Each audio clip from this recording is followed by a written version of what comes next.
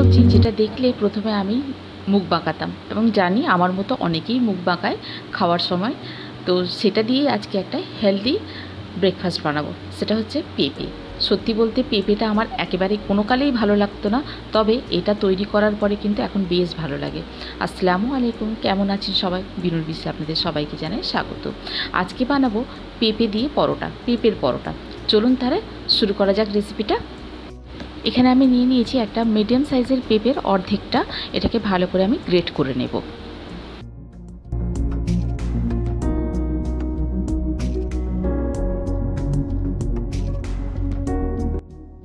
এই যে পুরো পেঁপেটা গ্রেট করা হয়ে গেছে, এবারে গ্রেট করা পেঁপেটাকে এই গ্রেটারের উপরে রেখে দেব, যাতে যতটুকু জল বেরোনোর এটা থেকে বেরিয়ে যায়।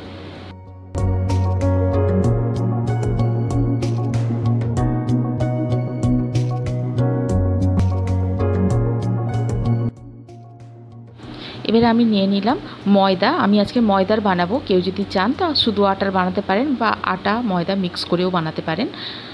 তো ময়দাটাকে নিয়ে নিলাম আমি। এতে দিয়ে দেবো এতে প্রয়োজন মতো নুন। আমি একটু মিষ্টিটা অ্যাভয়েড করে চলি, চিনিটা আপনারা যদি চান চিনি দিতে পারেন এই আটা মাখাতে। আর দিয়ে দেবো একটু সাদা তেল। সাদা তেলের বদলে যদি চান এখানে ঘিও দিতে পারেন। তেল আর নুন দিয়ে ময়দাটাকে ভালো করে মাখিয়ে নেব শুকনোটায়।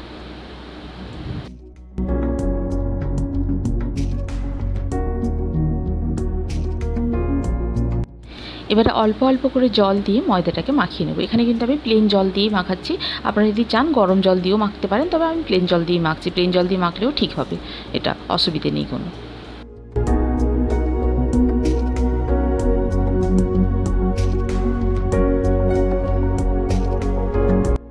এই যে আটা মাখাটা একদম রেডি হয়ে গেছে, সফট সফট হয়ে গেছে মাখাটা একদম।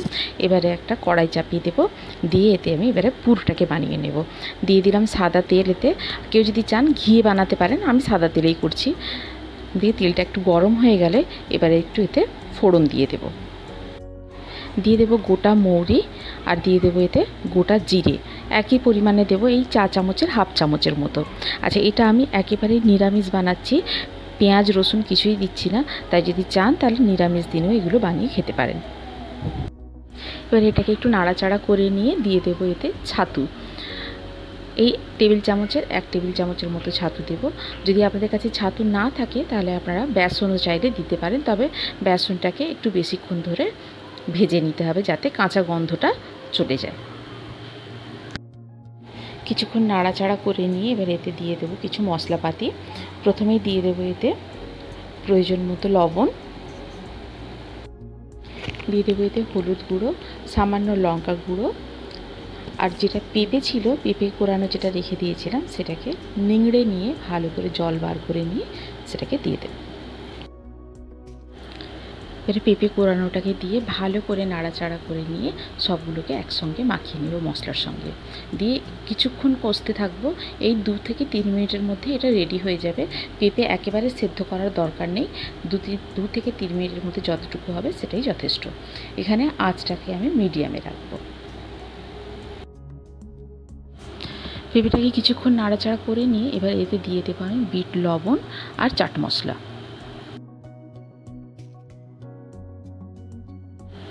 আবার কিছুক্ষণ নাড়াচাড়া করে নিয়ে রেডি হয়ে যাবে আমাদের পুরটা।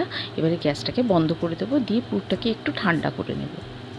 এই যে পুরটা এবারে ঠান্ডা হয়ে গেছে, এতে দিয়ে দেবো বেশ খানিকটা ধনেপাতা কুচি আর কাঁচা লঙ্কা কুচিটা আপনাদের স্বাদ মতো আপনারা দেবেন, যে যতটা ঝাল খেতে পারেন।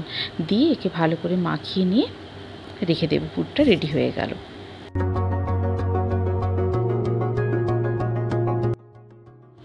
এবারে ময়দা থেকে পরোটার মতো করে লেচি কেটে নেব, নিয়ে এটাকে বাটির মতো তৈরি করে নেব। নিয়ে এবারে এতে পুর ভরে নেব। বাটিটা যত পাতলা হবে ততই ভালো লাগবে পরোটাটা খেতে। আচ্ছা, পুরটাও কিন্তু কোনো কিপটেমি করার দরকার নেই, একটু বেশি করেই দেবো পুরটাকে।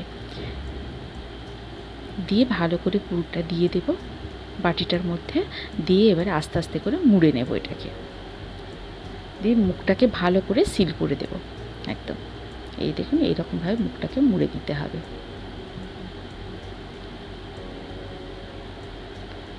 যে একটা হয়ে গেল, ওই রকমভাবেই সবগুলোকে বানিয়ে নেব।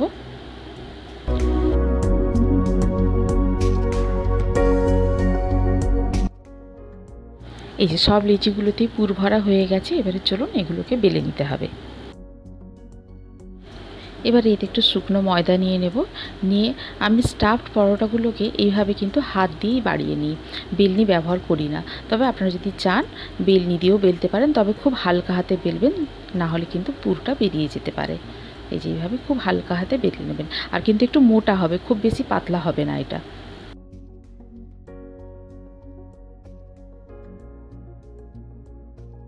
এবার একটা তাওয়া গরম করতে চাপিয়ে দিলাম। গরম হয়ে গেলে পরোটাটাকে দিয়ে দেব, দিয়ে এক পিঠ সেঁকে নেব, তারপরে তেল দেব। এতে তেলটা কিন্তু খুব একবারে ছাঁকা তেলে ভাজা হবে না, মোটামুটি নর্মাল তেলেই ভাজা হবে। এটা সেঁকে নেওয়া হবে, ডুবিয়ে তেলে ভাজা হবে না।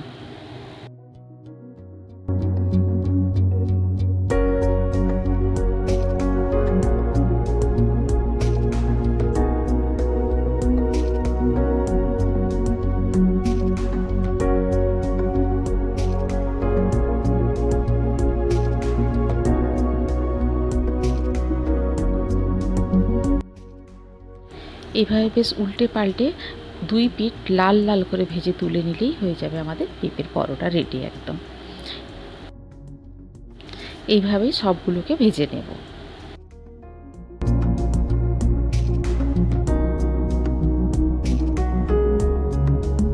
এই যে সবগুলো ভাজা হয়ে গেছে, একদম রেডি। চলুন এবারে টেস্ট করে দেখা যাক কেমন হলো। এই যে দেখুন পুরটা, সবগুলোতে পুরটা একদম সমানভাবে ছড়িয়ে গেছে। এবারে চলুন দেখা যাক কেমন হয়েছে। আমি এখানে সার্ভ করেছি টক দই আর সস দিয়ে, আপনারা যেটা ইচ্ছা দিয়েই করতে পারেন।